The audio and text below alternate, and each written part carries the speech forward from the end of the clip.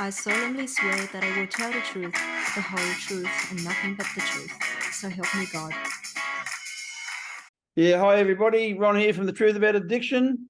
Today's guest on The Truth About Addiction is Joy Hayes. Joy's a gambler. He's had a problem with gambling for quite some time, and he's now 171 days clean. Hasn't had a punt. He's a good human being, good family man, loves his family, and I'll hand it over to Joy. What's the Joy Hayes story, please, brother?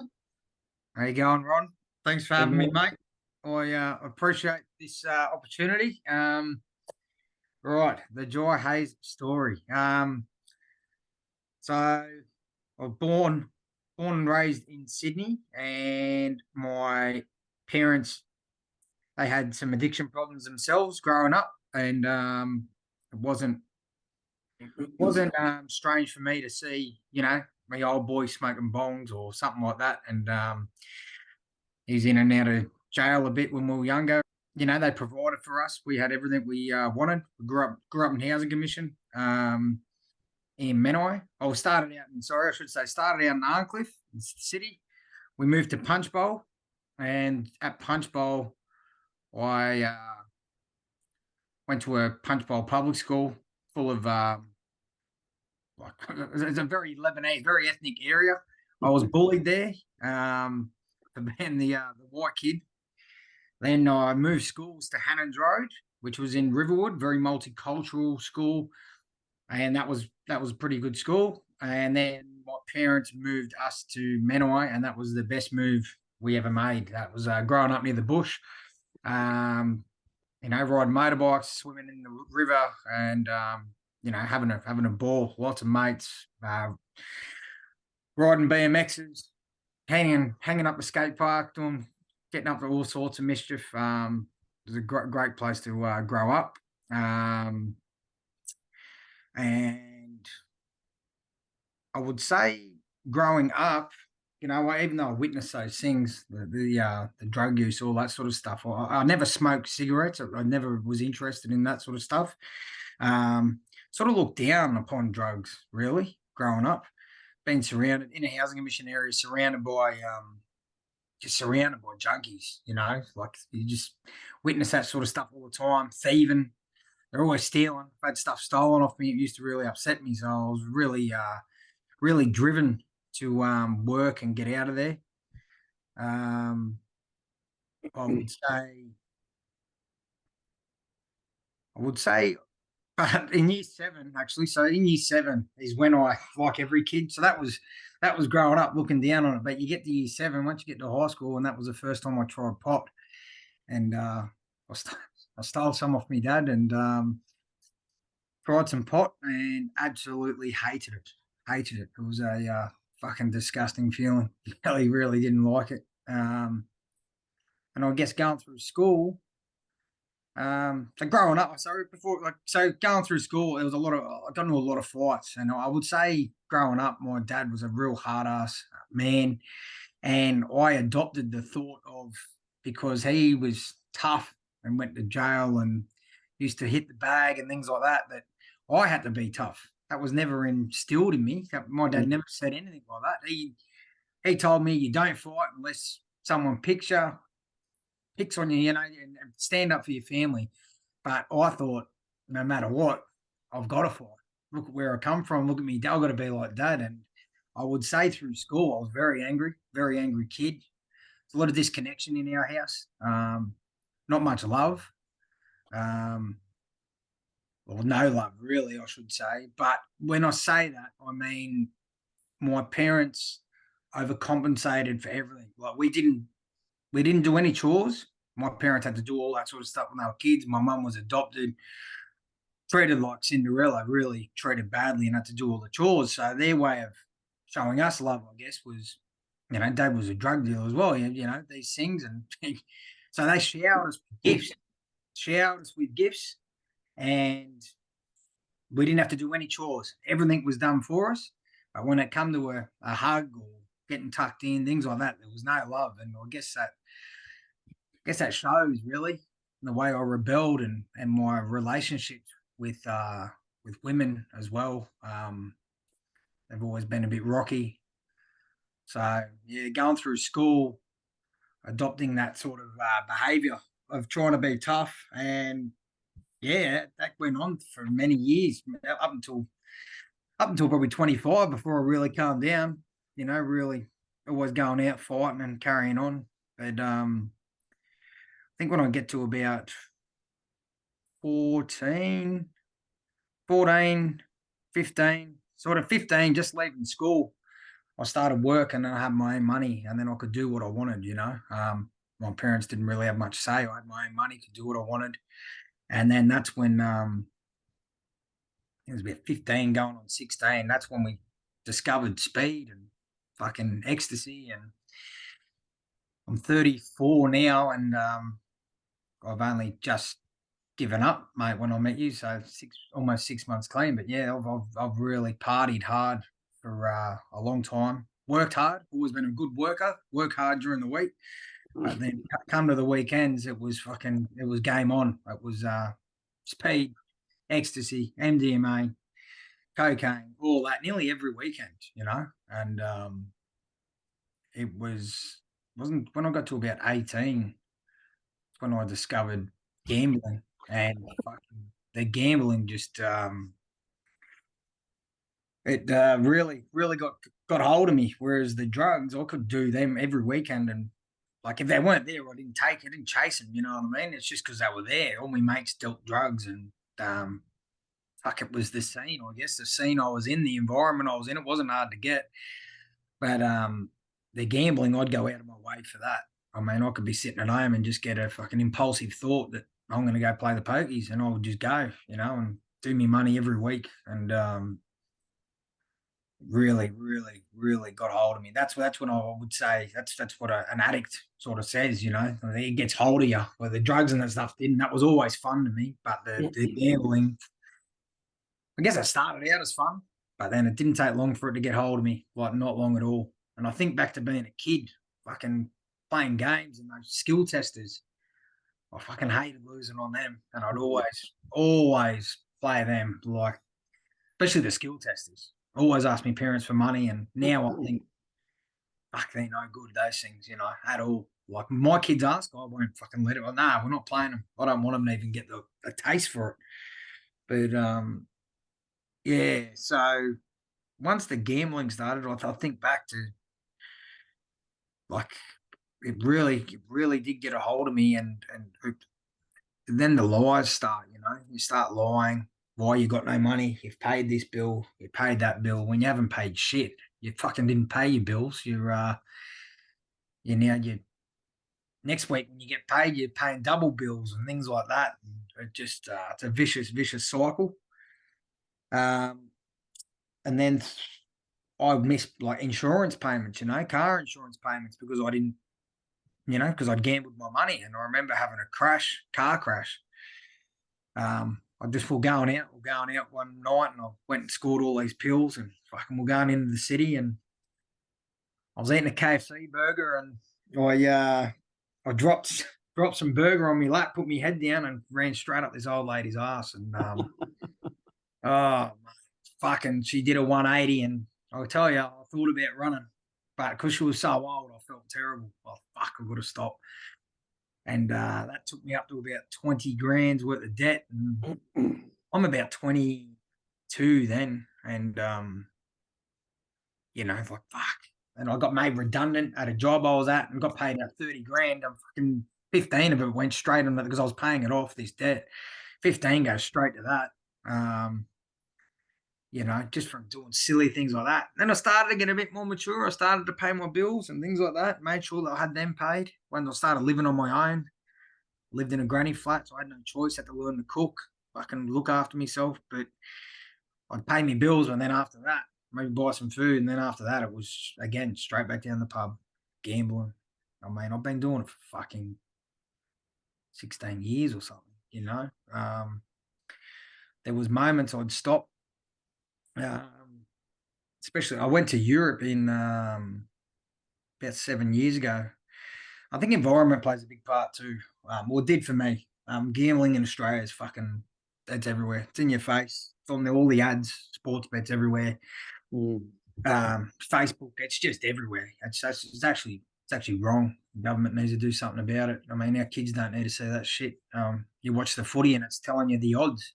Fuck. Why is it telling us the odds? If a gambler wants to know the odds, they know where the odds are. They're on the apps. You just got to go and have a look. I don't think it should be on the TV. But anyway, I went to Europe. I did 12 weeks in Europe, and I got back and I did 1 year, 12 months, not playing pokies. I was having a punt and I was doing sports bet, but I was not addicted to them. I actually got real bored of having a punt. Didn't do anything for me. Then I bought a house. I had my son, actually, when I got back from Europe. I had a son not long after, and I'd taken on a partner with a child. So I've got Connor and Jet. Connor was 2. He's now 11, and I've got Jet, who's 6. And we ended up, I bought a house, and again, was going pretty good, not doing too much gambling. And then my relationship took a massive, massive turn. My partner's my ex-partner. bad habit. 9 years been together, you say that. Ex-partner, her sister passed away, and fuck, that made life really, really hard. I think she's still grieving. It's something, I guess, that she will for the rest of her life. It's something that she'll have to work on and put a lot of pressure on the relationship. And you think you're doing the right thing and providing for your family, but you're not there emotionally for your partner, and you start falling into old habits again. Gambling, even worse. Instead of being there, us communicating, you're taking drugs and going out with the boys because your missus doesn't want to be touched. She doesn't want you to, she doesn't want to be touched. She doesn't want to be intimate or anything. But yeah, instead of sitting down like adults and communicating, I do the childish thing, and you take off. You go, what? You don't know how to deal with your emotions, so you take off. You get on the piss, you get on the coke, you disappear for 2 days and leave out with the kids. Just real childish behaviour, and fucking getting on the punt. And that's when the punt started getting real bad. I started to get over the pokies. I had a bit of money then, started earning good money, and you'd fucking putting $500 on the nose and things like that. You start having a few good wins, and then that's when it became addictive. It was like, wow, this pays way better than fucking pokies. And you put a sports multi on it, and NBA multi, $100 multi, you get $5,000. So I had a few things like that happen. But if I was to talk just quickly about what so that was around then. So then I'll just say, so we ended up splitting up in 2020 around COVID. I got someone in to rent my house, and trying to work on our relationship. It was really tough. I've done really bad things. Bad character's a defect. I expected. She told me she didn't want me, and I guess because of my behaviours and her depression, a lot of things going on there. And then my character a defect. I fucking go straight for women. I get on Tinder and these dating sites and all these sorts of things and make things way worse just for external validation. Just I guess it comes back to having a bad relationship with my mother. Although it's good now, but growing up, not receiving that love, I just wanted any girl's attention, when the only attention I should have wanted would have been from my partner at the time. But when you're not getting it, you're not getting it at home. You run off, go have benders with the boys. So the minute you break up, you're like, well, I haven't got that attention, so I'm gonna fucking go on Tinder and just get this external validation. Just talk to a girl. Wasn't even rooting around. It was just the talking and just thinking about it now. It's quite childish behaviour, but I don't know this. I only know this now because of all the work I'm doing on myself, becoming sober and learning about these things. And I can't say sorry enough for those behaviours, but it is done. So, and I would say, all this self-development stuff really, really opens your eyes to what you've been doing over the years, and you reminisce a lot. And you can't live in the past, but all we can do is change the future. That's for sure. And I'll just touch on a couple of things before I go too much further. Is anyone listening, like the losses I've had. I mean, you financially, I tried to invest in a business. I lost 30 grand. I mean, I had a 67 model XR Falcon, and because I invested in this business, I mean, that fell through, and I was still gambling. Like, I should still have this Falcon. I mean, that'd be worth a lot of money now. And it was my dream to own this thing, and I had to sell that. And then the amount of the self-worth, I mean, that's just the financial stuff. But when you think about what you've lost, you're looking at yourself in the mirror, you hate the person you are, you lose self-worth, your confidence, all these things, because you are powerless to your fucking disease. Something's got a hold of you, and you just can't seem to win. And if we get up to, I guess, this year, 2022, I sold my house in January 19th, and I sold and made probably a bit over 300K. And this is when it gets real heavy. This is when I lose a lot, and this is what brought me to my sober journey. So I made a bit over 300K. At the time of my sale, I had my real estate agent. He stole the deposit off me. So if anyone who doesn't know how it works when you sell a house, is the buyer pays the real estate agent the 10% deposit. I sold for 780,000. So the buyer pays the real estate agent 78,000. Supposed to go into a trust fund.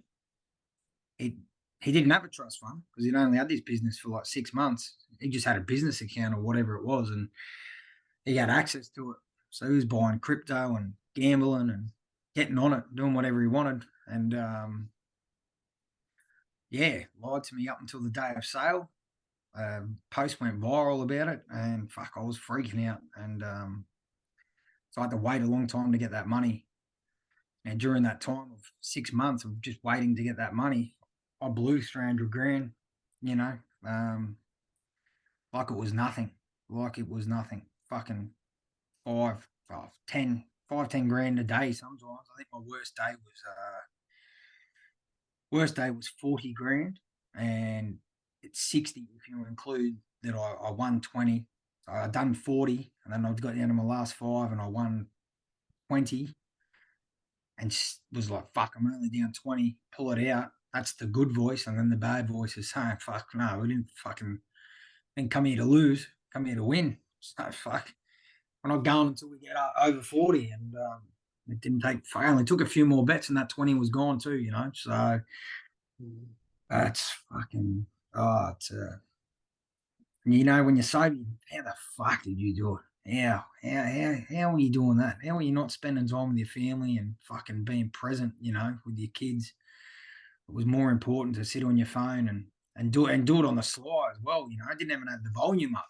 Be sitting beside me ex-missus, I keep saying ex-missus, and I'll be sitting beside her without the volume up and just fucking watching races, gambling, and just, and to explain it as well for people. I mean, like, there'll be drug addicts or whatever, drug takers, addicts, and they'd be saying, well, how do you do that? I've spoken to them in the NA meetings. How can you do that? Well, I'd say the same. How do you smoke ice every day? But what it did for me was the heart palpitations. My heart would be coming out of its chest, like the adrenaline rush of watching a horse fucking with, 2.5, 3 grand on the nose was the biggest rush that, like, I would get, more than drugs. Drugs wouldn't give me that. I think because I partied so much. Yes, they were still fun and things like that, but no, nothing gave me a rush like watching a race. Like a pokey didn't even do that, but watching a race or having a sports multi when you're down to the last game and you're fucking watching the footy and you're like, I need this, and then I win, and you're like, fuck. But I think about it and you're just so tense. Your emotions are so high. It's not a life to live. That's for sure. And that's how I was living for fucking years. I was never relaxed or present. I mean, I'd fucking wake up and fucking check my phone to see what bets I could put on at fucking 5 a.m., and wouldn't even sleep well. I'd sweat in my sleep. So I'd be dreaming about fucking winning lotto, dreaming about punting, dreaming about winning on the pokies. Like, it really consumed my life. Yeah, it was not nice, not a nice feeling at all. I'll go back to the 300. I mean, doing that in 6 months, um, fuck. I mean, I was very, very, very suicidal. I took off to London in May for it was a hip hop gig, and it was a bucket list thing. And I went with my best mate, and I asked my ex partner at the time. So I took him to Queensland in March. Took him to Queensland. We went up there, and I wasn't present on this holiday either. I was punting on my phone the whole time. Took him to theme parks, things like that. Might have had a few days present, but I was elsewhere in my mind. So I did that as well. Took him on a holiday because I really wanted to go on this holiday to London, and I thought if I do the family holiday, I can go do what I want. Thinking of myself, I guess. And she was like, "Yeah, well, it's what you want to do. It's a bucket list thing." So I went with my best mate. Well, the week leading up to that, or month leading up to that, I was fucking suicidal because my money had gone from when I went to Queensland, I think I had 140 grand, and I came back with about 80, maybe 70. And I got back from Queensland, and this is the gambler, this is the addict. I got back, and because I was down that low of money, and my ex and I, we were a bit rocky. It's been rocky for a couple of years with all the things going on. But my thought process was, fuck it. Like, we broke up because we were rocky, but I thought, oh, I'll fucking take off. I'll start living with my cousin. I'll take off, win this money back, and then I'll go get her back. She always took me back. Really, really bad fucking controlling behavior.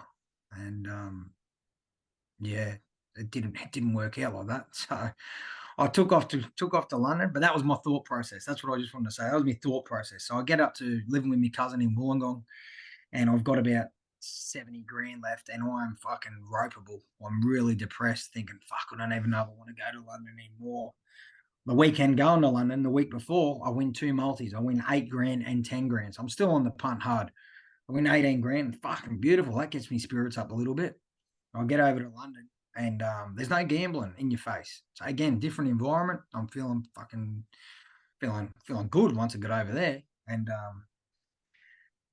mate, all we did was drink and fucking crack cocaine every single day over there, and like every day. And I was like, sweet, like this is I'm okay, and reached out to the ex, said I was missing her. Typical, to take me back, even though I haven't won this money back. But I still went with the thought process of, I was so down, like depressed. I thought, like, if I can get back to my family life, I'll be okay, and I'll win some money. I'll get it back. And she did take me back. I got back down there, and from that 70 grand over the next few weeks, I went to the Cambosis fight in Melbourne. I blew a shitload of money down there. And then the week or two later, there was a big UFC fight on. I think it was Adesanya and Whitaker. I think. Yeah. I think it was June. I think it was. And again, ended up on the piss, getting on the rack, and I fucking ended up in the baking room. Won 2.5 grand. Got more cocaine. What do? I blow that fucking money I won, and then end up pulling out probably another 4 or 5. But my max day loss, I had 2 cards, so I pulled out 4 grand. I've blown that 2.5, and I've blown another 4 grand. And so we're at 6.5 grand at your local pub, for fuck's sake. You know what I mean? And I just started a new job.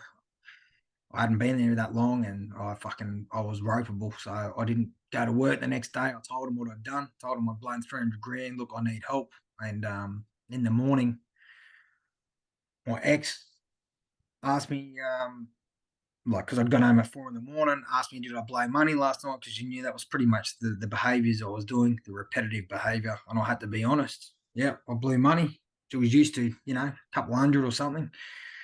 But she kept asking for me to put money into the kids' account, give them 50 grand each or something for them, And I had to say to her, look, I can't do it. And she said, why? And I was like, well, I've got 12 grand left. And, mate, yeah, I couldn't even cry, I was just fucking embarrassed. felt like shit. She was more upset than me. She was the one in tears, and she said straight away, "You've got to go to rehab. You've got to, like this is it. I can't believe what you've done." Looked up rehab for me. It was Foundation House. I rang them, and because of the new job I was in, it was rigging in the crane industry, and I was in a union, and they were going to rush me straight in for like $300. You know, you can come in and do this, and I thought, fuck, if I go to that for 28 days, I'm going to lose my job. So I decided then and there that was it. I'd get off the drink and drugs, and I wouldn't gamble. I thought the drink leads me to a lot of things, so I won't do that. And I made that promise to my ex, and the next week I was really present with my kids. I was back training, and I think it was the following week I was a big listener of the Clink, and started listening to the Clink. And mate, you were the guest. You were the guest that week, and I guess the universe showed me a sign. It was you offered a rehab for people like me that couldn't afford to lose their job, and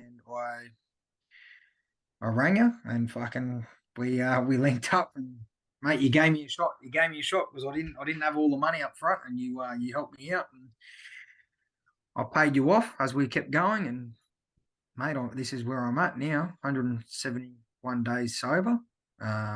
It's been fucking life changing. Going to NA rooms, I never thought I'd sit in one of those things. I didn't even know anything about it, but yes, there is a lot of therapeutic value. There's a lot of friendships, a lot of connections made in there. I have had trouble with getting a sponsor because everyone that I ask hasn't done the steps. And you have told me this does happen. There's people in there 3 years clean that haven't done the step. I've done more steps than them. So Yeah. I'm now in a coaching program. Still go to the NA meetings, but the coaching program is pretty much very similar to the 12 steps, and I'm learning a lot. Like a lot about my emotions, a lot about self-worth, self-belief, all these things. Man, life is good. I'm fucking really present with my kids. Every chance I get, I want to spend time with them. It's been scary. I'll tell you, the scariest thing has been being alone. Like, because I should say, when I started with you, I started pushing my partner away, our ex-partner away. I thought I need to do this on my own. So that's what I did. And then it got to September, and I tried to get her back, and yeah, she said, she's had enough. And then that's when you're on your own. But I feel like this is where most of the growth has happened. It happens on your own. You need to learn to be comfortable on your own, comfortable with your own thoughts. And it's not easy. Like, it's not easy. But once you start getting some days off, all those thoughts just become less and less. Like, I haven't had gambling or drinking or drug thoughts fucking ages, and I've had some rough days with this breakup. And but my thought process is, what can I do to better myself? Like, not rush to a something to mask my pain. And that's where the growth is. And it comes down to, as you said, doing the daily work. You got to do this work every day. Live by values, live by a code. Journaling is probably the biggest thing for anyone listening. Write down your thoughts, and you look back. I mean, I've been doing it for a few months now, and fucking hell, is that where I was at? Like, look where I'm at now. So the journey itself, I've got a long way to go, 100%. But my mindset, I tell myself every day, I write it in the journal. I've got this. And no one else is going to tell you it.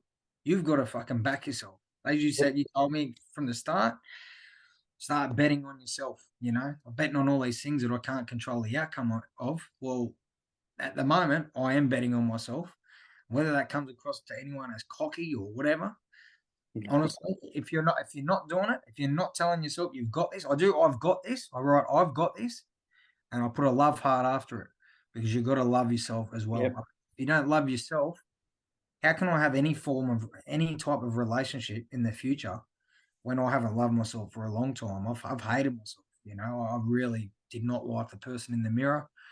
My behaviours were fucking terrible, you know. I mean, I think back to all the fights as well growing up, all through the pub. I mean, yeah, a lot of them could have been avoided. Some had to be, but you know, half the time it was just because I had a chip on my shoulder. So it was, you know, someone said something. Oh, well, next minute I'm fighting them, and now I'm just so much calmer, loving myself, loving my kids, connecting with fucking friends, and even my parents. I've told that, you know, I hid that from them. I hid the 300 grand from them. I only just told them probably about 4 or 5 weeks ago. Yeah. A lot of tears, but since then, fuck, I can't believe how much I can talk to my parents about everything, you know? I mean, there's no more lies, no more hiding anything, and it's beautiful to be able to just fucking ring them and just say, "Hey, this is what's going on," and talk to them about anything and say, "Oh, I'm not gambling, I'm not drinking, I'm not drugging anymore, and well, now I'm saving money," you know? Like, whereas before, "Why don't you have money?" "Oh, I have to pay this, I have to pay that." Like, just lies. It's, Yep. and that's not the person I am. Like, I don't believe I'm that person. That's the person I was acting as, you know, because deep down in my core, like, I'm a very honest person, very honest. But when it come to gambling and money, like, I had to lie about it because I was guilty. I was ashamed. Yeah. I guess like any addict, it doesn't matter what poison you're doing. It's just guilt and shame, and you fucking until you accept that you're powerless to it, and you can start being honest with yourself, then you can be honest with everyone, and life just fucking Exactly. turns around very quickly, like very quickly. Something I forgot. It's just come to me. I'll touch on when I started with you. I remember when I started doing the steps, and we talked about handing it over.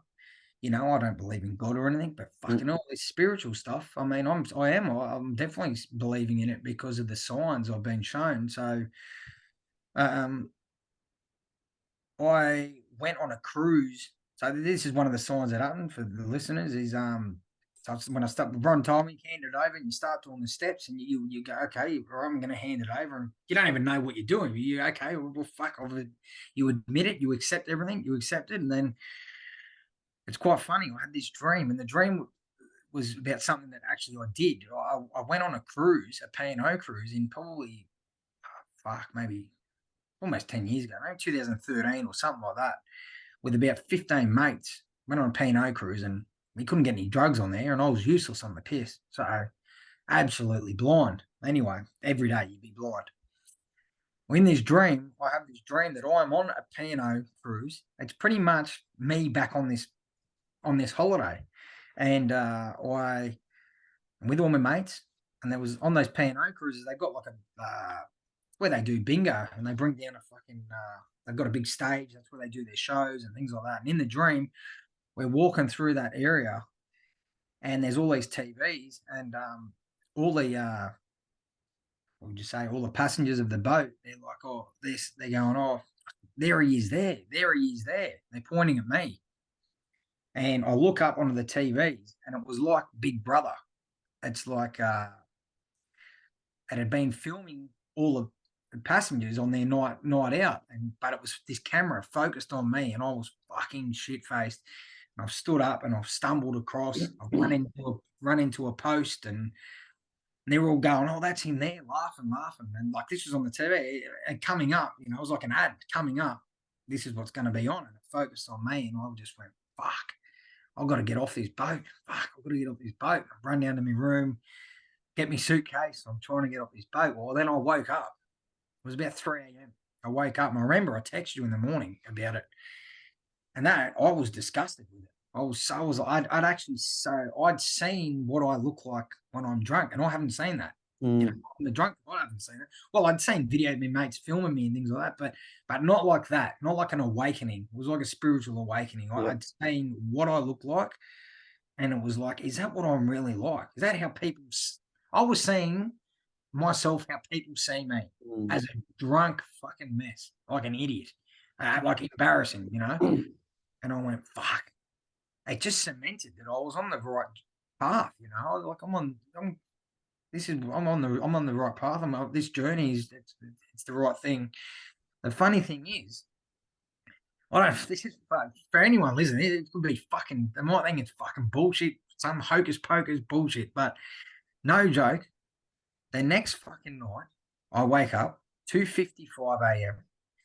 and I'm like, fuck, I'm gonna get up soon. Like I didn't say 4:30 or whatever, 5 a.m. I'm not far off. Fuck. Hope I can get back to sleep. I looked at my phone, and as I put it down, just as I put it down, bang, I got a message. It was on Facebook. And I was like, what the fuck? It's messaging me at fucking 3 a.m. It was like a Wednesday or something, a Thursday. And now this mate, I've not done anything with him, as in not had a beer with him in fucking 10 years. I mean, it was only when we used to go to the pub at 18 because everyone went to the pub. That's how you seen each other. It's not like we had each other's numbers or anything like that. But we've got each other on Facebook. We're still acquaintances and things like that. Still, you know, if we had to say hello to each other or catch up. But no, not in 10 years. And I found it real strange. And he said, hey, I need help, blah, blah, blah. And I'm like, what? I looked on his profile. I'm thinking, has he messaged the wrong guy? I'm thinking, fuck, has he messaged the wrong guy? Well, then end up saying, hey, brother, call me. Because he was really freaking out. There was a lot of messages in between that. And, mate, he's ringing me and he's telling me about how fucked up he is on cocaine, and he spent, 30 odd grand. He had a loan or savings, and he'd spent it all on cocaine and blah, blah, blah. And it was just going on. And I'm like, and he's telling me, you're doing so well. You've got the house and the family. And I'm thinking, brother, I'm not doing well. I've blown fucking a lot of money. I didn't tell him what I'd blown, but I'm like, I'm not doing well. But again, how does that happen? Two nights in a row, both at 3 a.m. And he's telling me he's on the coke. And again, he just was like, fuck. Again, is this what you sound like? And I'm not judging this, but like, I've been there, but it just showed me that, fuck, I'm on the right path. And then those two things happen. And then you start going really good. You're getting some time up. And I'll be honest, the signs don't come all the time. And you start getting disappointed. You're like, oh, fuck. They give you a really good feeling. They let you know, yeah, I'm doing well. Then it's just you're plotting along, and you got to keep reminding yourself you are on the right path, because you're not going to get these signs all the time. But mate, when you change your life, when you become sober, things happen. I mean, the most recent sign, I guess, from the universe would be I was really struggling with this breakup and my mental health. This was only about 3 weeks ago. Oh, about 5 weeks ago. And I had this really good rigging job, the one that I started about 6 months ago before I started this journey. And I was really struggling, and I put my hand up, and they gave me a week off. When I got back, they asked how I was doing. I went to Townsville, and I said I was still struggling. So they demoted me. From a business point of view, I understand it. But to go from $49 an hour as a rigger to $27 an hour labouring, it really, like, my mental health was fucked. I thought, how am I going to survive? And I went into panic mode, and my anxiety started going. And then I just said, look, I've got to go. I've got to go. I'd rather not work, because that's how fucked my mental health was. And I quit. Only job I've ever quit. And I was speaking to a mate, and then that I used to work with. I just told him what was going on. Well, he told the boss. The boss rings me the next day. This is who I used to work with in Nowra. And mate, one of the crane operators, so I quit on a Wednesday. One of the crane operators, is 67-year-old bloke. His mum got real sick. She's in her 90s. So he quit on the Tuesday, the day before. So he's like, mate, I've got a fucking crane operating job here. If you want it, you come straight back in. I said, let me have the week off.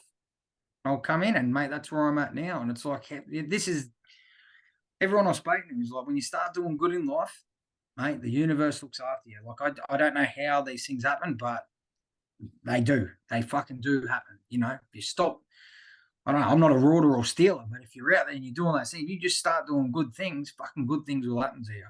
Yeah, 100%.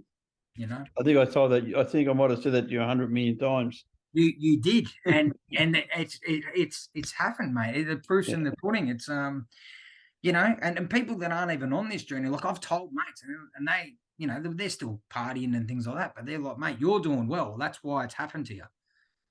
Fucking just. You do good things happen. I believe that. Yeah.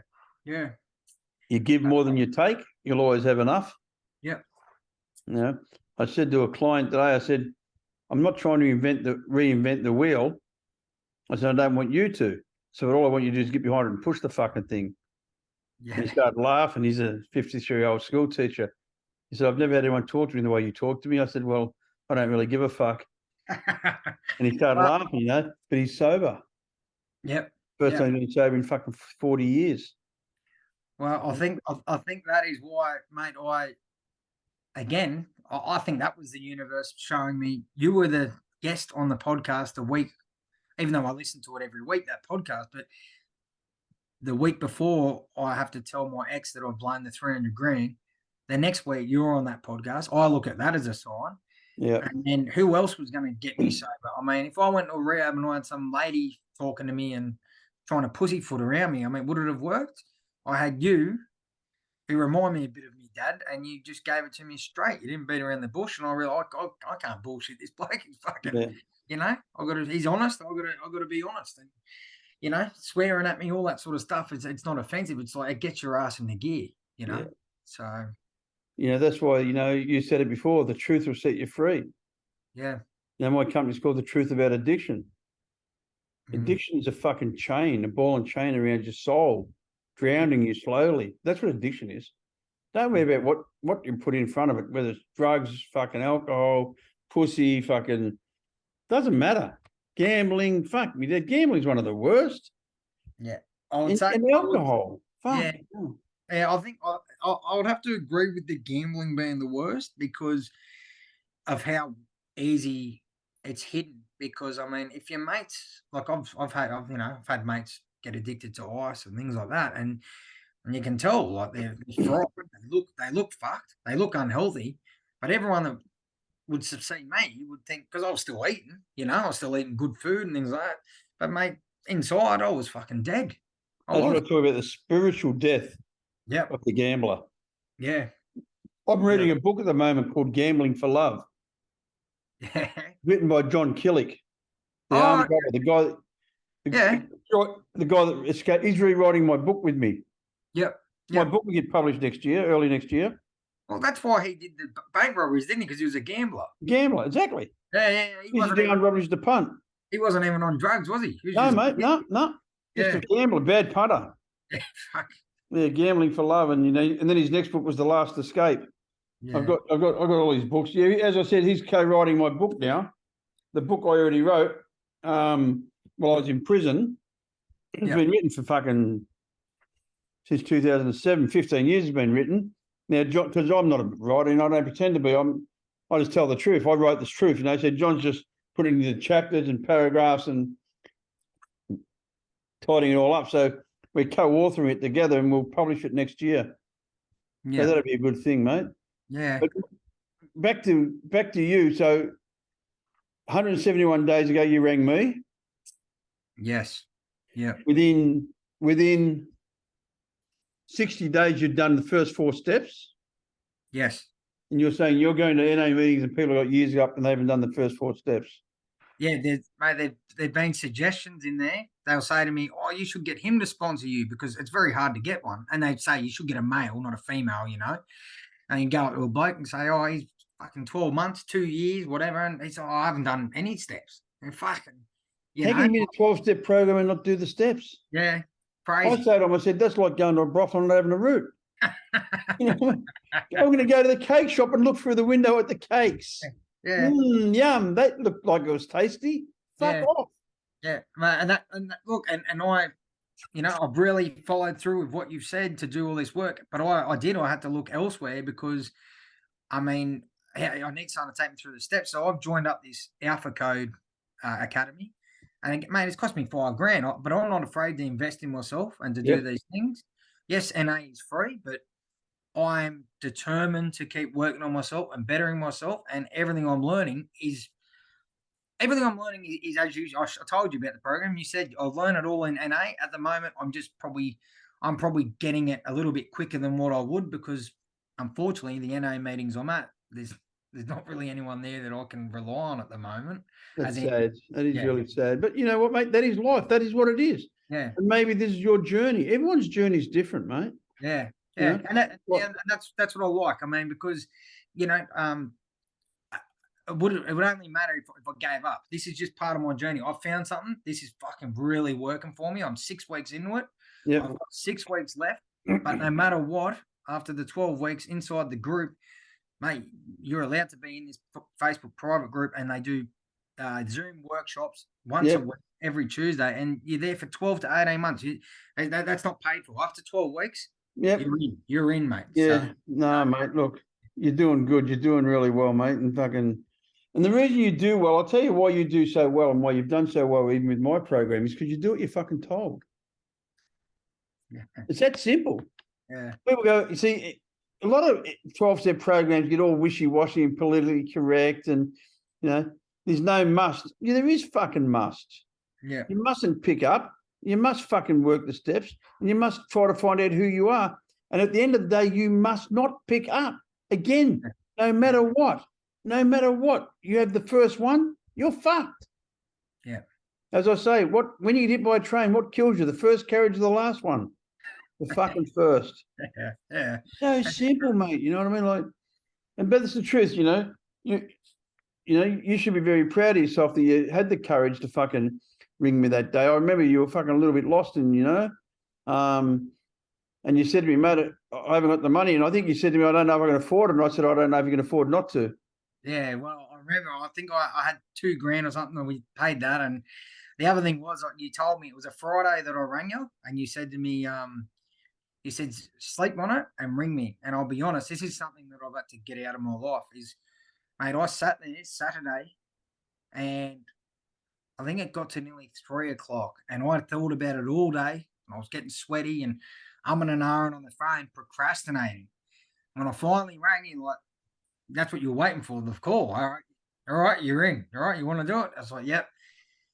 It's not just being an addict or whatever, for anyone, procrastination in life, fuck. As you say, procrastination and masturbation are the same thing. You're fucking yourself. And you really are. You really are. Yeah. When you remove that shit from your life, you just fucking get on with it, get the job done. Since this as well, I mean, I did put a little video up on my Instagram and Facebook to try and create a little bit of awareness and told people just a little bit about my story and just trying to inspire people, to change because all my mates are doing the same shit. And I had a lot of people reach out to me and how'd you do it? And fucking how did you stop? Someone asked me, did you take meds to get off the grog and all that? I took meds to get off meds. That works. I said, look, put it this way. I lost fucking over 300K. I said, if that wasn't enough to make me stop, I was going out in a box, because I was suicidal. Nothing, I didn't need anything else. The switch in my brain had said that is enough, and I wanted to change. So everything you asked me to do, everything this new coach asked me to do, I do. No one can fix you.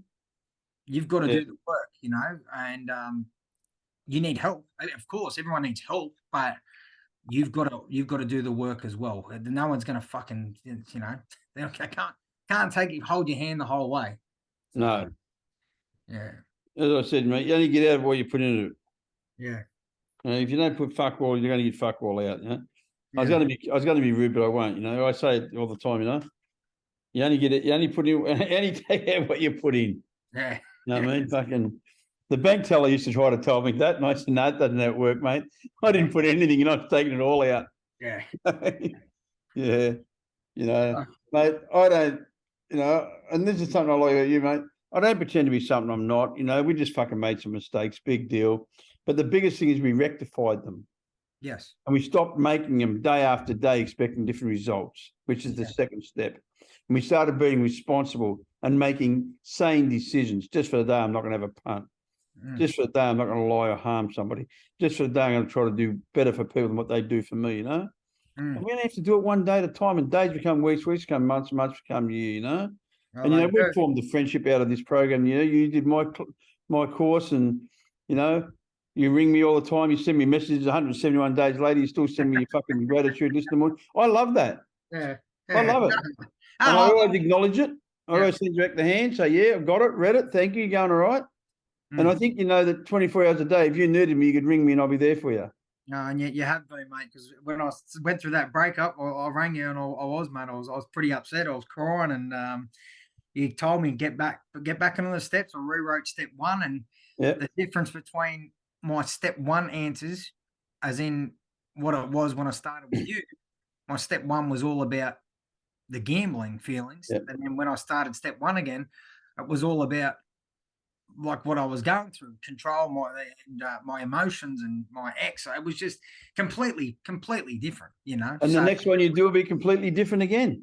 And that's what this coaching thing says too. It's a 12-week program. You do an assignment every week. He said, while you're in it for 12 months, do it 3-4 times, and you watch every time it'll change. It's so much similar to the NA. Yeah. Sort of Well, that's why it's working for you, and that's why you're relating to it. And you Yeah. see, with me, I'll never say don't try something that's going to make you better.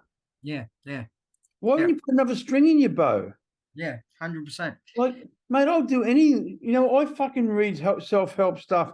I fucking listen to other gurus that talk about recovery, and they're not recovering addicts. And because I have a real problem with people who are not. If you haven't walked in my shoes, don't tell me how to fucking walk. Yeah. You know, I have a real problem with that. I have a real problem with fucking pseudo fucking philosophers getting on here talking about recovery, and they're not straight. Yeah. You know, they're fucking. I only take medication that the doctor prescribes for me. Yeah. Yeah. Well, touching on that as well. I mean, I've done a few steps with you or whatever, and you told me to, you know, go check out a GA meeting, and then I want you to check out a GA and an NA meeting. And I went to the GA meeting, and I felt really out of place, even though the gambling was that was my main problem, you know. That's your poison. Yeah, that was my poison. But, you know, I was drinking and taking drugs a lot and partying. It was just a party mode for me. But, you know, sitting in those rooms, I mean, they'd still have a beer and do things like that. And they were, or some of them were like, I don't do anything. I just gamble. And I'm thinking, I got fucking way more going on than what you've got. I got to get to an NA meeting. Yeah. Went there, and the connections made in there, I mean, everyone, pretty much a lot of the people in there that were addicts, but there was a lot of old school heroin addicts. And I'd tell them how much money I'd blown, and they'd pull me aside after, and they'd say, fuck, mate, there's one thing that I could never control, even though they're talking about drugs. They're gambling. Like, everyone in there would say the gambling is fucking one of the worst ones, you know? So, yeah. You know, so I got mates who are really big heroin users. Mm. Fucking every time they'd relapse to be on fucking gambling, then they end up by fucking themselves up. Yeah. No, they end up by fucking their whole lives up because of fucking gambling. You know? Yeah. So I fucking hate it. You know that. I hate because my father was a gambler. I gambled. Yeah. You know my stories of me going to Vegas and losing every fucking cent I've owned, walking to the casino at Gold Coast thinking I'm a hot shot and doing 30 grand in 30 minutes and walking away thinking I'm fucking swaggering out the door and in the car on the way in the car home thinking fucking loser.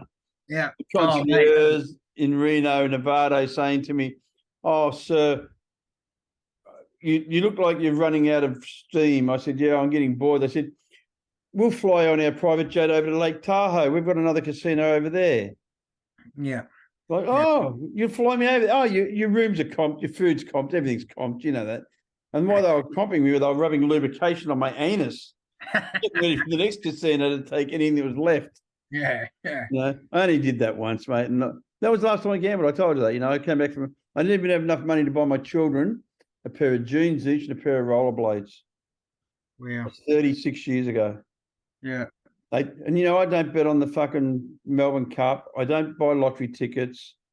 So I don't buy lottery tickets for a different reason. I still believe it's gambling, but I don't buy lottery tickets because I believe I've already won lotto by getting clean. Yeah. I believe I've already won the lottery. Well, one thing I'll touch on as well is obviously since becoming sober is like for anyone listening is the most important thing we have is time. You know, I've blown a fucking shitload of money, but now all I want is time with my kids. Yep. I used to work 6-7 days a week because my spending habits were so bad.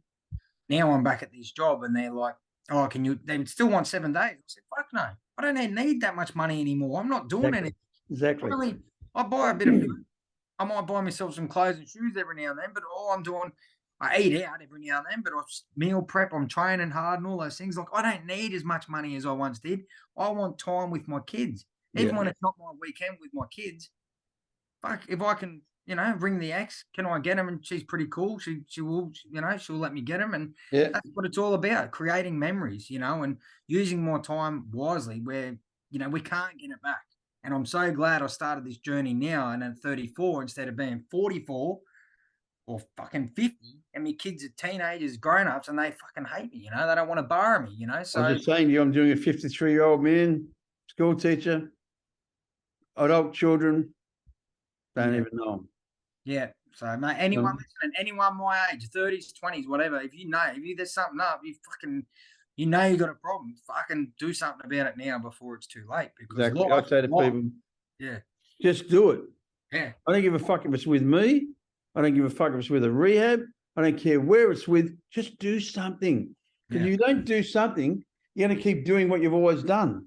Now, I've done it I've partied, the partying side, drinking. I started drinking at 15, and as I said, I think I had my first ecstasy pill at fucking 15 or 16, and I was I'm 34. That's 19 years of having a good fucking go at it every weekend. And look, there were fucking plenty of good times, but enough's enough.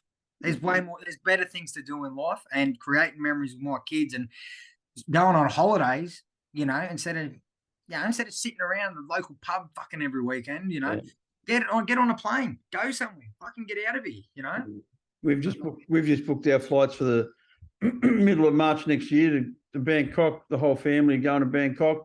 We're not going to Bangkok, we're going to Phuket. My mate owns a big house over there, 5-bedroom house. Yeah. The wife and the kids and I, because at Christmas, everyone comes to my place. How nice is that? All my children all come to my house. We have Christmas. Then we'll do the holiday shit. And then school holiday goes back to school. We'll take our kids out of school and go away, because their kids are still small enough that they're not going to miss out on anything. And the education they get, and the education they get while they're away, they're going to go to another country. My mate's got kids, same age as my kids. They'll all be playing together. They'll be out on the streets in fucking Phuket playing with other fucking Asian kids, and we do that every year. I love being able to spend time with my wife and children are the most important part of my world. Yeah, beautiful. I tell them every day. Yeah, don't worry about the flash cars and the gold and the fucking all that. I had all that when I was fucking dying. I mean, I had all that when I was laying in a bedroom in 2001. Laying in a multi-million-dollar mansion that I owned 2 other mansions around the corner, with my yacht out my boat out the front, and my 2 jet skis, and my 3-car garage with my sports car, fucking luxury car, and a fucking another car. Wishing I hope I don't wake up tomorrow morning. Yeah. 16 years sober. Well, I can honestly say, when that 300K hit my account, it just sent me wild. It made me. I was like, I can punt fucking big. This is going to last forever, blah, blah, blah. I mean, I won a fucking NBA multi for 93K. So, I mean, I've blown more than 300 because I won 93 there and I was winning 20, 18, all this sort of stuff. And I can honestly say now I am happier now than what I was with that money in my account. Yep. The real estate agent that did steal that money off me, I did end up getting that back 2 months ago.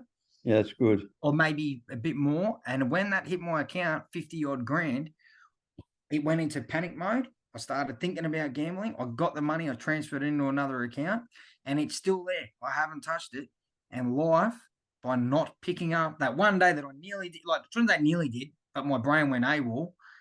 But yeah, I'm happier. I'm fucking heaps happier. Like, it's what you don't, money does not make you happy. It fucking made me unhappy. Seriously, I was already unhappy. So, no, it didn't make you unhappy. It exacerbated your fucking unhappiness. That's right. Yes, tool, that's right. which is gambling.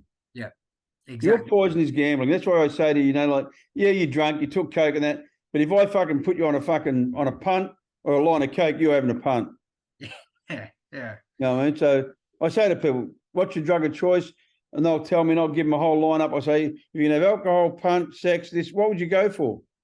I'd go for that. I say, well, that's your poison. Yeah. Mine was heroin. Yeah. No, exactly. Put it this way, it wouldn't take long anyway. As you said, I could be at the pub on a Sunday or Saturday. Well, we know that with you. Yeah, you start drinking. Yeah, the next minute we only take fucking 3 beers. All right, let's get a bag. You get in a bag. Then the next minute you're in the poker room or you're on the punt. It's all three, but they're all related, mate. It's the three sisters. Yeah. Never, ever, and lever. Yeah. Well, the other day, mate, I went somewhere. Where were we? This is a true story. And we had to wait for somebody. We went to meet someone at a pub. I can't remember what it was. And his pokies were there. I was at a club. And my mate said, let's go and put 20 each for the pokey. And I went, oh, no. But for 1 second, it was like, oh, no. Yeah. 36 years later. Yeah, wow. Oh, and I actually thought, fuck it. No, I'm just going to put 100 through it. You know, it's like donating 100. But the worst thing that could happen to me is that I'd win. Yes, because then you start feeding it. Yeah. The worst thing that would happen to me is that I would win. Mm. Then I would think that I had control over it again. Yeah. Oh, my luck's changed. No, just the penis has got larger. Yeah, that's it. You know, I don't even go near that fucking stuff, mate. I know it's going to rape me. I know it's going to ruin my life. I know it's going to degradate me. I know it's going to derelict me. I know it's going to throw me out in the street with fucking zero self-worth. And then I'm going to start using other things to try to change the way I feel. Yeah. The best way to change the way you feel is to learn to love the way you feel. 100%. You got to love yourself. It's it's a bit deal. We do these things. What I'm learning as well is because we've never been taught how to deal with our emotions. So we're trying to mask something, or so something happens. We start to feel this, and well, we don't want to feel that. So we go, okay, well, what do? I go to get a drink. I have a fucking Coke or a gamble. Like, it's just an escape from feeling. Really, we don't want to feel that feeling, so we go do something. It's a mask.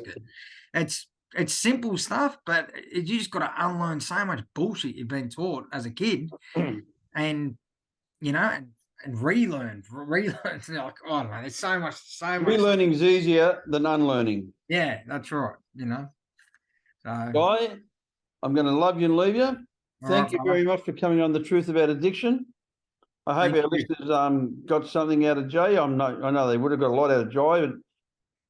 And like, if you need help, feel free to contact me. If you're not going to contact me, contact somebody. I don't really care. I don't do this podcast for my business. I do this podcast because I want to get a message out to people who are still suffering and to entertain and to educate.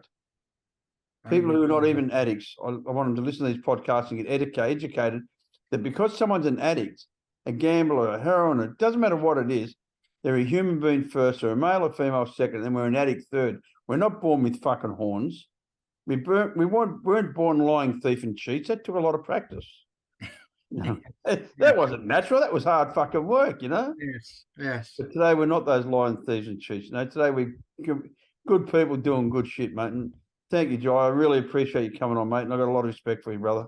I appreciate you, Ronnie. Mate. Thank you very much for your help in this journey, brother. Thank you. Mate. You be safe. Love to the family. All right. Cheers, mate. See you, brother. I solemnly swear that I will tell the truth, the whole truth, and nothing but the truth.